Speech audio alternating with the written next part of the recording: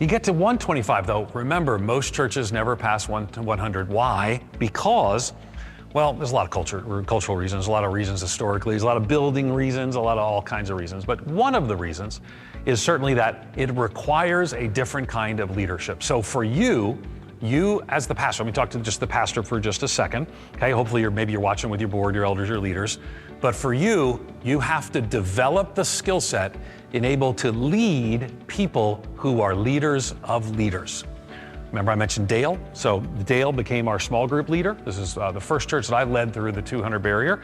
Dale became our small group leader. My job was to work with Dale while Dale led the leaders who led the small groups at our church. And by doing so, it empowered Dale and empowered the small group leaders, right?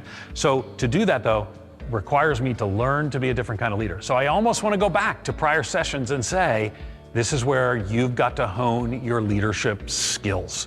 Okay, my experience is most pastors overestimate their leadership ability and capacity, and they can sharpen that leadership skill so they're working with leaders of leaders. And then Church of 125 might have about 15 leaders leading different things, small groups, worship ministry, children's ministry, maybe outreach ministry, but then get to 200, and it requires a team of leaders. And typically at a church to be healthy at 200, you need 6 people who are overseeing other leaders in 6 different ministries in the life of your church.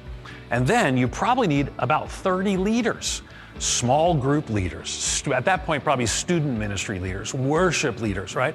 So you need about 30 leaders, and for a healthy church of 200, you probably need over 80 volunteers. So you may notice that as the church gets larger, the percentage of people involved necessary to make it work actually does grow as well. That's part of the complexity that's there.